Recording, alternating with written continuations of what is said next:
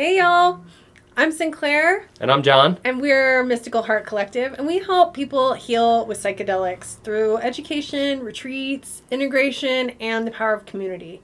And today we are here to talk to you about how intention unlocks the power of psychedelics. That's right. So before we get started, Mystical Heart Collective was born while Sinclair and I were working at a plant medicine retreat center in Ecuador. We worked there for over a year and saw over 400 people come through to receive healing from the plants. We were noticing while the ceremonies were great, the support during the experience was beautiful. There was a big need for preparation and integration afterwards. So Mystical Heart Collective is born out of the need and to help people really embody their mystical experience and lessons they learned from the plants. And we've been doing this for a little over a year. Our podcast is new, and we're really happy that you're here. Thanks so much for listening. If you want to learn more about how we help people heal with psychedelics, you can visit our website at mysticalheartcollective.com and learn about our program, Psychedelic Integration Academy. So, how intention unlocks the power of psychedelics. That is what we're talking about today. Yeah, so a lot of us, especially in the West, end up with our first psychedelic experiences, falling more into a recreational category rather than a healing or intentional or ceremonial sense. So I know for both of us, we found our way to the medicines first, well, for myself, first as a teenager and later as a young adult. And both of my times I've delved into the psychedelics in these two places were originally for recreational use. Yeah, and we're going to dive into a little bit of like, what is the difference between intentional and recreational use? And I think for me as well, a lot of people start out as recreational psychedelic users. Maybe you try them at a festival, maybe you're using them with groups of friends, mushrooms find their way to us that way quite a bit, LSD, maybe you are using them, to have fun and connect with your friends and hang out and, enjoy the high of the psychedelic experience. And that is a really common path to finding these medicines. In fact, I think that's one of their little secret tricks where they're like, oh, I'm going to lure them in with fun and fancy lights and a nice body feeling, and then I will unfold the secrets of the universe. So, yeah, when we were talking about intentional use versus recreational use, we want to be clear that these two things are not in opposition, that intentional use can be fun and can be enjoyable and really should be fun and enjoyable and can be recreation. And taking them for recreation can be very healing and can be done in intention. So having said that, well, recreational use is the intention, so there we go. They do have an intention, is to have fun, and whatever fun means to whoever when they're taking them, whether it's like connecting with nature, connecting with friends, connecting with the music, Yeah. the landscape, the unfolding visions, whatever it may be. There's still an intention with it, and the intention is to have fun. And one reason we wanted to talk about this today is it seems like there's sort of two camps. And one side is like psychedelics are for healing purposes and they're sacred and they, you can only talk about them if you're using them for healing, that's good, and all other uses are not good.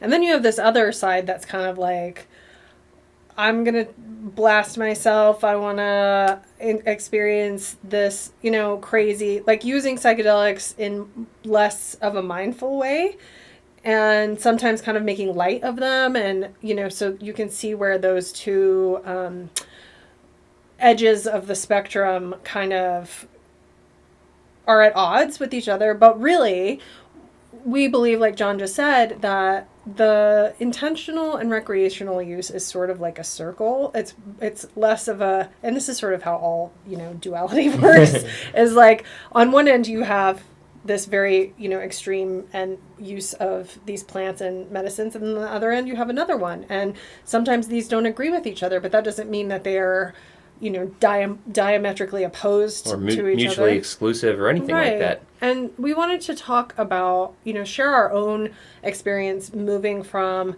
recreational use to intentional use to recreational use and how that it's more of a like a flow and less than like, okay, well, I've now graduated from recreational use, so I only use psychedelics to intentionally heal. And so we're going to talk a little bit about all of that today. One thing Sinclair was talking about before this recording was that integration is kind of the key to bridging that gap, and I think she really hit the nail on the head.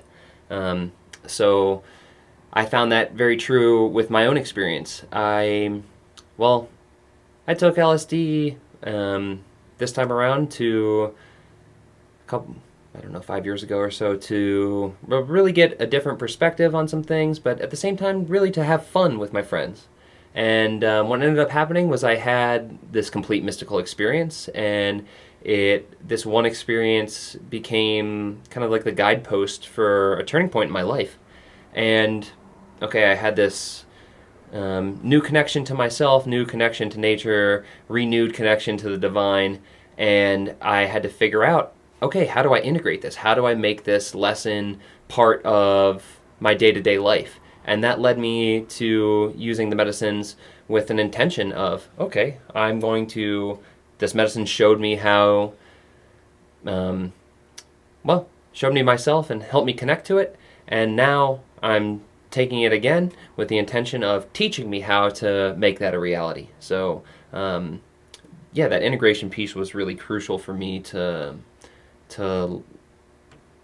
want to use them intentionally.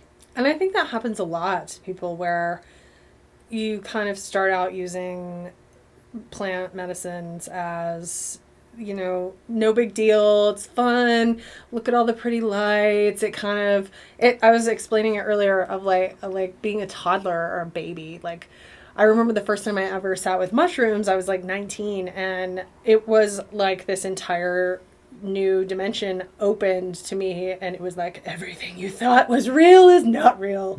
Everything is not what you think. And I remember feeling like a little, like a little toddler exploring, in awe of like, wow, I can't believe this whole other experience exists. And that is kind of what can happen is, even if we're taking psychedelics in a recreational setting at a festival or something, you can have, and you will have, profound realizations. You will have understanding, new awareness. All of these things will come up, and then it's like, oh, I need to do something to process this. I need to take action in my life. And this is how intention and integration work together to move you into a more empowered and aware. It's just more self-aware. Like, you become more self-aware from just, randomly taking something without really knowing what's going to happen or having a plan for what you would like to happen. And then when something mystical happens, it's like, okay, I need to do some work around what happened to me. And now I understand that these medicines have power. And so what we want to talk about is like how to use intention to really get the most out of your time with medicine, whether that's a recreational experience or a healing experience, or you want to find out, you want to explore the inner worlds of consciousness. All of those intentions or desires can be more poignant and like precise when you have intention. So maybe you can share about like what is intention? What does that mean? So intention is, to me, I think of it as like a bow and arrow. When we take the medicines, we're pulling back the bow, we're loading the arrow, and we're ready to fire it. And without intention, we're just kind of willy-nilly shooting it wherever it wants to go with no Focus. And intention is really the aiming of the arrow. Okay, in what direction do I want this to go, and in what, with how much force and how much drawback on the bow, and what am I aiming at, and why am I aiming at what I'm aiming at? What is the goal? What is the purpose? So it's bringing some clarity and some intentional. I don't know how else to say that. Intentional intention. Exactly. So bringing some mindfulness to the whole journey.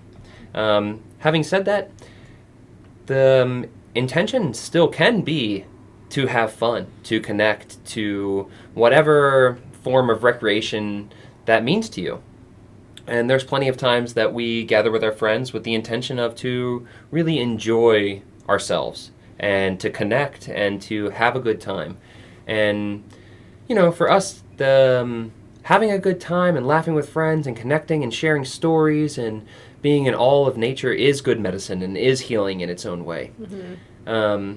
I will say that one of the things with the intention of having fun is the intention of recreation is that when you're taking a psychedelic, psychedelic means soul revealing. So the medicines will always be revealing to you part of your soul, whether that's through your inner landscape or through a mirror such as nature or a friend or whatever.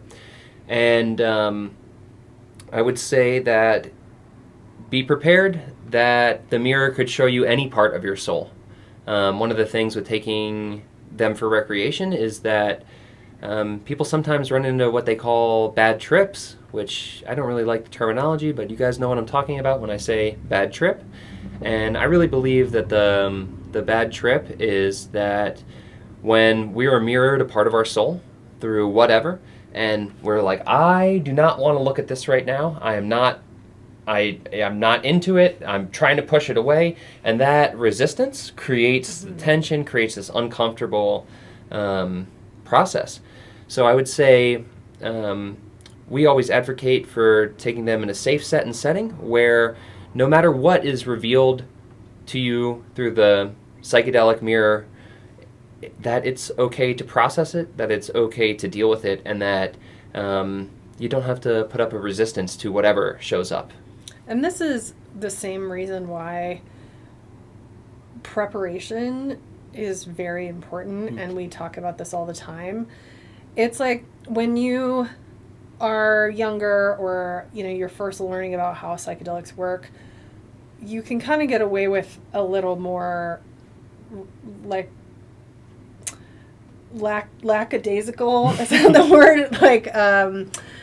Preparation, which means, okay, well, I'm going to go to this festival and I'm going to be around hundreds of people and I'm just going to drop some LSD and cross my fingers and hopefully it'll be cool. And as you grow in your relationship with whatever medicine you're working with or whatever multiple medicines you're working with, you'll notice that you start to become aware. And what psychedelics do is increase our awareness. And when we're walking through our lives being asleep, we don't really have the ability to understand intention, to understand taking a step back, taking a moment to say, why am I doing this? What do I want to get out of this? What is the goal of this? And what am I willing to give to show up the way that if you're working with psychedelics to heal, particularly something like ayahuasca, there's preparation that is required in advance in order to prepare yourself to receive it. It's not something you can take. You should absolutely not take without a mindful preparation process. And as you grow in your relationship with psychedelics, some people never move out of a space where they are using psychedelics recreationally without much thought. And that's okay. That's like their path, and that's fine. We have no judgment of that. Our goal is to connect with the people who are moving out of that space, who are moving into a space of wanting to take this experience that really helped them, helped them feel good and feel good about themselves and feel like things are less heavy because we're all part of one giant unfolding consciousness. So I think it's important to remember that, like John said, like if you continue to work with psychedelics, it is highly likely that you will become more aware, whether you're prepared for that or not. And The thing about these medicines is they're very, well, from my experience and a lot of people I've talked to, is they're very gentle on beginners, and the more experience you get with them, the more that they're willing to hold up the mirror that can't be looked away from. and the lights, the visions, the things that attract us, we're like little kittens. We're like, ooh, I want to play with this. Like, this is so cool. The point of this is, when you first start working with them, it's like all about the visions and all about what did you see and where did you go, and that begins to change to, that part is really lovely and cool and awesome. I always say this, like, I love the light show. The light show is awesome. It feels you're good in your body. Like, all of that part is really an amazing part of the psychedelic experience, but it is not the point for a lot of people who are moving into a space where they want to receive healing, where they want to receive consciousness expansion and evolution and some of these higher ideals where we're trying to, evolve and evolve our consciousness, evolve the way that we experience the world. And that evolution can happen when you put intention into your psychedelic journeys, and starting with preparation. Well, in the whole world at large, you can kind of see what happens when there's no intention, when there's no, like, really direction to everything, that we're just going along with the flow of the way it's been. And I don't know, I describe, like, my kind of coming online is like I was heading in this direction in my life, and the direction really wasn't I didn't decide the direction. Society and my parents and my friends and my professors in college and all these different outside things decided this direction for me, really. And I was heading in this direction, and I was going in as fast as I could in that direction. And when I kind of started to wake up with the help of the psychedelics, I was asking myself, like, well, why am I going in that direction? And does this direction really resonate with me? And, like, if I am going in a direction, why am I going so fast in that direction? So it gave me, like, a pump the brakes and start to decide, like, does this really align with me? Does this resonate with my most authentic self? And do I want all the things that come along with the direction I was heading in? And for me, the answer was no. So I had to start figuring out, okay, well, what is the direction I want to go in? And what exactly does resonate with me? And what do I want to do with the things that do resonate with me, that really are an expression of my most authentic self? And that led me to starting to sit with the medicines for those reasons, to start to ask them, okay, well, I see that you can be this mirror, that you can show me parts of myself, so I'm taking this medicine right now to help me see what to do with this information, help me get a direction, help me to understand myself better. And it started being obvious for myself to, like, what do I want to get out of this? And those were all the questions I were starting to bring up, and psychedelics were a beautiful tool for me to help answer those questions for myself. It's like going from being on autopilot to going, like, all of a sudden you're driving a plane and you have to control all of the instruments in the cockpit that have just been on autopilot this whole time. You're just like, whoa, I'm flying a plane and there's all these moving parts, and I actually have the power to direct where my life goes. I'm not a victim of my circumstances. I'm actually an empowered creator of the outcomes that happen in my life. I am choosing, because intention is a superpower. It is how we create magic, by saying, I put my attention and my purpose, I put my prayers and my actions toward this thing in this direction. And when you are constantly, like, putting yourself in a direction, that's the direction that you're going to go. That's right. Instead of just sort of wondering, like careening like a pinball, like, oh, this thing happened and I'm reacting, and then this thing happened and I'm reacting. And it's a beautiful way that psychedelics are trying to help us as humans, move out of a chaotic, victimized feeling life into, wow, this terrible thing that I thought was so bad for me, that was really hard for me, was actually a gift, was actually one of the best things that could have happened for me, because now that sent me to this new thing. And that I think is probably my favorite thing about working with psychedelics regularly with intention. Yeah, it feels, as we start to gather more power of intention and more power of awareness, well, as I've started to do those things, I've realized what Sinclair was saying is that, okay, these random events in my life, that I get to decide their meaning, and I get to use them as experience and tools to help me understand the direction I want to head in more clearly. And as I'm moving towards that direction, each one of those experiences becomes a teacher and helps me to better move in that direction, more gently and more with ease and more easily. So yeah, and it's my intention that creates my understanding of those experiences that I've had. So, if my life is unintentional, then they're, just like Sinclair would say, they're pinballs we're bouncing off of, from this to that to this to that to this, and there's no correlation, there's no pattern, there's no meaning. But when we start to decide, okay, this is the direction I'm going in, and I'm going to use all these different experiences, whether they show up in my life or I bring them into my life, then I can use them as tools to move where I want to, as I said, more easily, more gently, more effectively.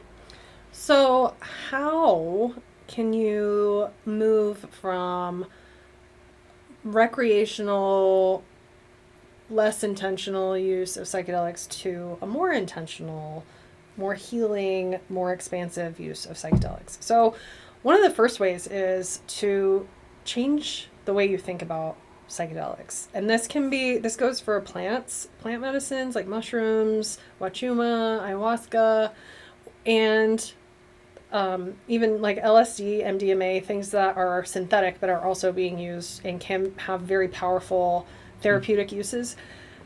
The first step is shifting your mindset from looking at these things as substances that you take to be receiving of an experience, and shift into a mindset of, I'm building a relationship with this plant. I'm building a relationship with the spirit of this plant. I'm building a relationship with the spirit of this medicine.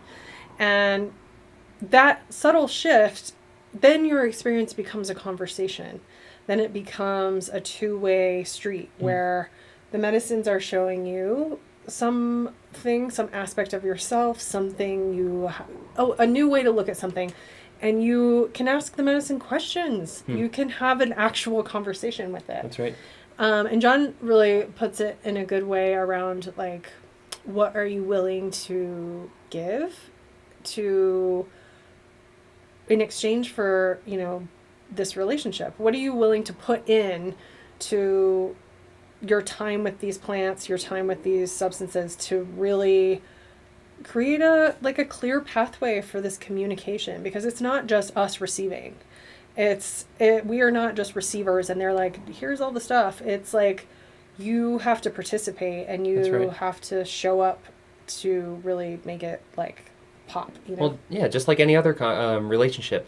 Like if you're having a relationship with a friend, and let's say you guys are having a dialogue, you don't want the dialogue to be one-sided. You don't just want to lay back and have someone talk at you forever. You want to have a back and forth.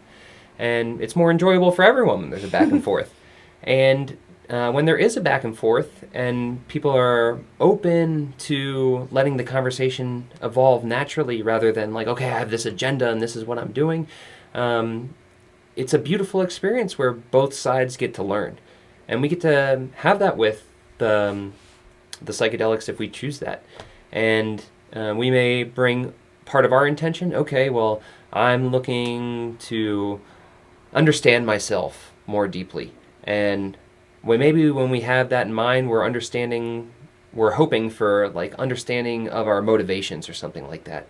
And that's what we're bringing to the table. Well, the medicine is bringing something else to the table, and it may want to show us maybe some wound we received when we were kids or something like that. And in some way, since all things are connected, the wound as a child does relate to our motivations in life. But if we were coming to the relationship with being so narrow, okay, I'm looking for just this and nothing else, then we're missing out on this other beautiful part that the conversation could naturally evolve into. Having this more of a relationship where there's giving and receiving and there's co-creating an experience and understanding and lessons together really opens it up to, the type of relationships that we really love. And another way to bring intention into your psychedelic experiences is through ceremony and ritual. And if you have the chance, we are very big proponents of going on a psychedelic retreat. That's actually a really great place to learn about why ceremony is important and how powerful taking medicine in a family circle with a fire is. And however, that's not accessible to everyone. And right now it's very difficult for a lot of people to travel, and it's hard to hop, it takes a lot of time and investment and energy and money. And so that's not going to be available to everyone every minute, but that doesn't mean that you can't bring that into your own experiences, that's whether right. You're by yourself, with your friends, even with, if you're working with a therapist, or a professional guide or something, asking to create a container to place your intention, as you're getting started. Often what we will do in our, more casual experiences, we work in retreat. So we're often in ceremony where it's like we're doing it like this. This is formal. What we're doing. Yeah, formal. And we love the ceremony container. So when we do medicines on our own, we create a container always of the same structure and the same prayers. We make sure that we all come together at the beginning. And throughout the experience, we're keeping it in this container, and it has made a huge difference in how we have these more laid back, like more enjoyable ceremonies with friends, by bringing that intentional structure and kind of ritual. And it can look like whatever for you, like I don't know, at least the way I grew up, I grew up Roman Catholic, and it was imparted on me that ceremony and ritual were for an elite group of people, that there was one person that could dictate the way the ceremony goes, and it's the Pope, and everyone has to follow in line. And I see a lot of people getting the same thing around the medicines. Well, okay, I went to retreat, I saw the person who's carrying the medicine, they did their ceremony like this, and this is the way it's done, and we each have the power to decide how we want our ceremonies to go, how we want to put forth our intentions, and any way is fine. There's only right ways to set this intention, there's only right ways to do ceremony, well, especially for you. I'm not advocating for everyone to go out and give medicine to everyone all willy-nilly, but when you're taking them yourselves, you have the freedom to decide how the intention's going to be put forth, how the structure of the ceremony is going to be, or how the structure of the day is going to be, and having that container, having that direction, really, it pulls the bow back even further. So when we release the arrow, it's now going in a direction, and it's going much further in that direction. And so some people, I have one of our private coaching clients, and I talked a lot about this, about bringing ceremony and intention into his practices. And sometimes there's a question of like, well, how do I know what my intention should be? Or, what if I don't have, like, how do I ritual? How do I ceremony? I don't know what to do. And That's a really valid question. I think that this is why in our course we include multiple lessons on how to. Here's an example of a ceremony. Here's an example of how to bring ritual into your life. Here's how to create an intention. And really, where to start with intention is asking yourself in your life where things feel, and it doesn't even necessarily have to be like a negative feeling. Where does it feel stagnant in your life? Like, where did things feel kind of stuck? Yeah, where do you want to shift? Yeah, what do you want to shift? Is there, and this can be anything. It can be physical. Maybe you've been having pain or something doesn't feel right. It can be emotional. It can be mental. Maybe you haven't been feeling as sharp as you want. Maybe you're not sleeping well. All of these are valid intentions. Like, why, how can I improve? I want to, so an intention would be, let's say, around sleep. Just ask the medicine, I would like to get quality, healthy, healing sleep. Can you help me work on this? And so that could look like a lot of different things. It could look like showing you, your media habits maybe are contributing to you not being able to sleep. It could be your diet. It could be some kind of emotional stress in a relationship, and you'll have to be willing to look at all those things. So John, when I first met him, he was telling me this story about when he went to drink ayahuasca for his retreat, and the medicine he had, like, I want to fix this, Yeah. I need to put attention to that. Like, he had just a laundry list of stuff he wanted to fix.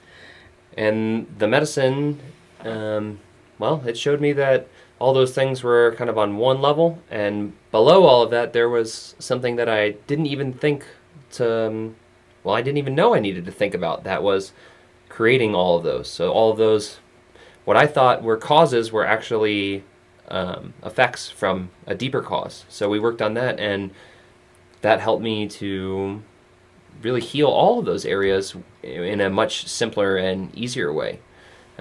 So really the message from that is that the intention, we set the intention, right? We draw the arrow, we let it go, we start the experience, and then after that, we're not checking on the arrow as it's in the air.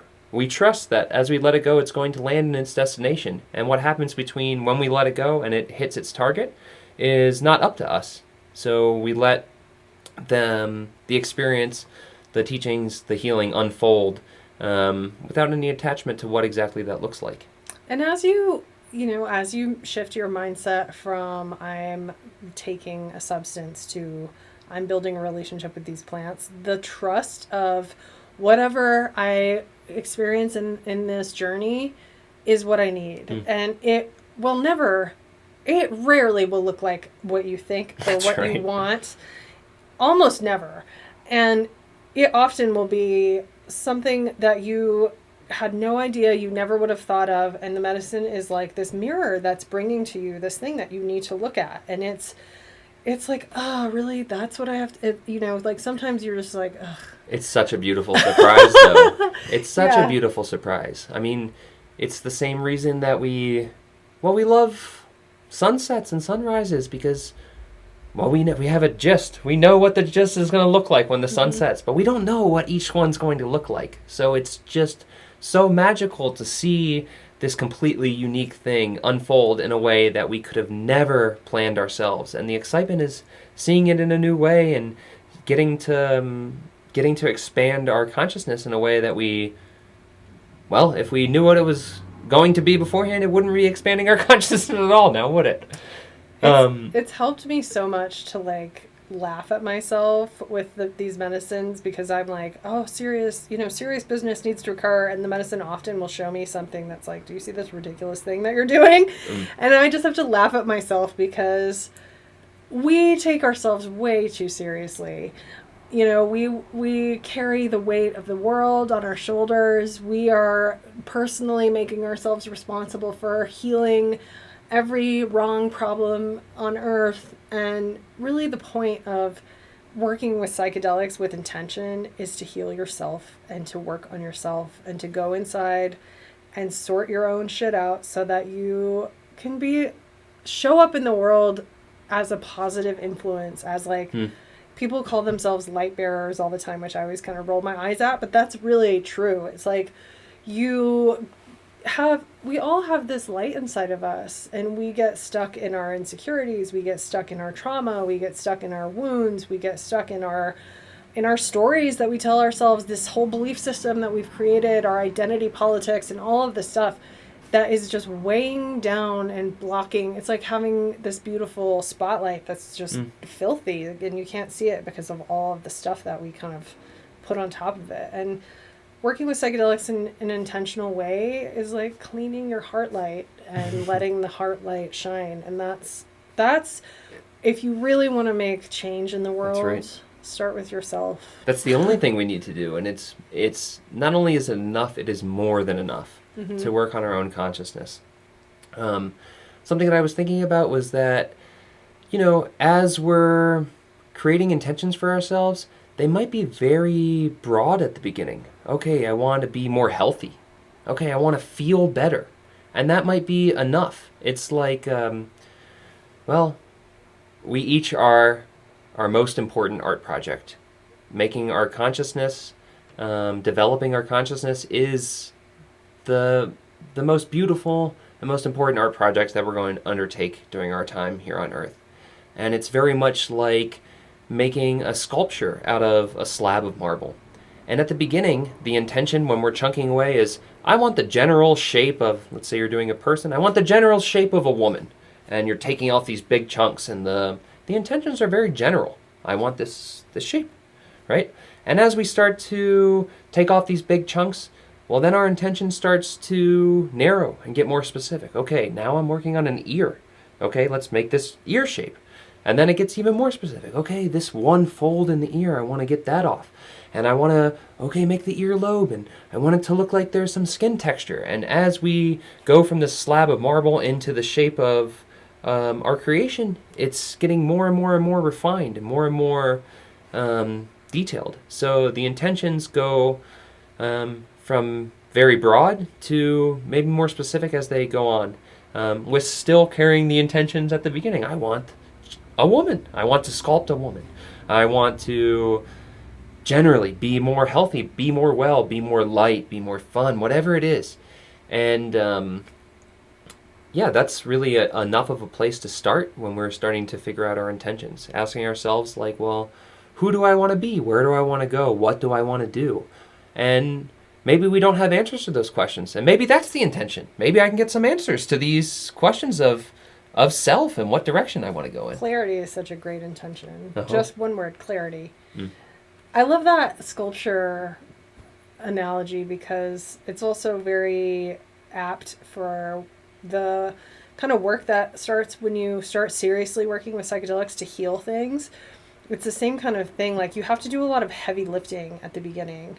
So, meaning when you come with the intention of healing, maybe trauma, old things that have been causing problems, it's a lot heavier. Right. And it's like taking those big chunks off. It's big. It's like crash. It's like you're making a huge mess. And then, as John said, like, as you continue to build your relationship with the medicines, you refine, you're making smaller adjustments, you're like sharpening the tool, as I say.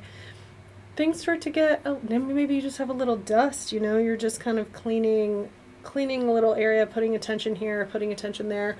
And it starts to get lighter. It starts to be less heavy, and because you've moved that energy out, you're not going to be unless you are unable to and not ready, or you don't have support. Like, if you're doing some really heavy, shifting and healing of really, painful, maybe even abuse or something like really heavy, you need a support system. And if you don't have that phase can really take a long time. Yeah. And if you're working with a medicine that isn't supportive of healing that, like, that happens sometimes too. So there might be some things to figure out at the beginning, but as you continue to heal, you can, and you integrate what you learn, and that's right. It will, it becomes this really beautiful light. You're allowed to have fun when you're healing. Yeah, healing and then should be fun. It makes it almost full circle again. Well, at least my experience is, I started off looking, for some understanding, but my main intention was recreation. And then I had this experience, and then, okay, now I realize I have to do all this heavy lifting. And then, okay, like Sinclair said, I've gotten all these big chunks out. Now I'm kind of just doing some sanding and fine-tuning. And, well, I'm sure there will be a time when there's heavy lifting again. Mm-hmm. But right now, it's been like, okay, I can comfortably set my intention to enjoy myself and have a good time and soak up the sun and the plants and the friendship all around me, because I know whatever part of myself that the medicine is going to reveal to me, for the most part, I've already looked at it. And if there needs to be some fine-tuning, I'm willing to do the fine-tuning in the moment. But I can sit and have fun because there's not these big pieces of marble that I need to, knock off. There's, some features that I need to really refine, and I'll always be refining the features. The sculpture's never done. But it's a lot less taxing work to fine-tune one part of the sculpture than to really be blasting off big chunks. Yeah, and it all has seasons. So you can go through a recreation season and then you come into, the healing season where you have to really buckle down and open and look at everything. And then, then the season comes, like John said, as you're integrating, and then you may need a break from medicines, and then you may feel ready to come back to them for a different reason, maybe a different medicine. And that's sort of the process of becoming a psychedelic explorer and an ongoing people who work with medicines ongoing. That's how we do it. That's why we are always advocating for preparation, navigation, integration. Like, that's sort of the three parts of what we teach and how we do it ourselves. Yeah. And it's so important to have that skill set and that toolkit of preparing and integration tools, so that you, no matter what happens in your experience, you can handle it because you have prepared, and you know how to trust the process, you know how to surrender, you know how to look at what is there and not be afraid. And like that trusting the process and surrendering part to it is really, really powerful. The tools of preparation, navigation, and integration are very much like training. So if we do, let's say we're training to go on a run, if we do all of our training, when we go on the run, we can enjoy our run. But if we haven't done any training and we've been sitting on the couch for the last 4 or 5 months and we go on the same run, it is going to be rough. So do the preparation, do the navigation work, do the integration work, set some intentions, and then when you go for the experience, enjoy the experience. Revel in it and have a good time. And there's no, like John said earlier, there's no wrong way. That's right. There's no right way to heal with psychedelics. Our goal is to share what's worked for us, what works for our clients, what has worked for lots of people that we worked with. And we really love talking about this stuff and helping people find your own answer, find out what resonates for you. And if some of the stuff we say doesn't resonate for you, that's okay. You can take what you like and leave the rest. That's how this process works. Finding out what works for you and building your own system and your own journey. Yeah. And I think we are finished. Yeah. Thank you so much for joining us today for How Intention Unlocks the Power of Psychedelics on the Psychedelic Integration Podcast. You can find out more about our work. You can visit our website at mysticalheartcollective.com. We're on Instagram at Mystical Heart Collective and Facebook. And you can learn about our program, the Psychedelic Integration Academy. It's a 12-week online course that is split up into 2 parts, preparation and navigation, and the second part is integration. And our enrollment is open now. We start in February, our next session. So yeah, thanks for joining us. We hope you have a good day. Let us know if you have any questions. We're always happy to answer and help with wherever you're at. So hope to see you again soon. Thanks for joining us. Thank you. Bye.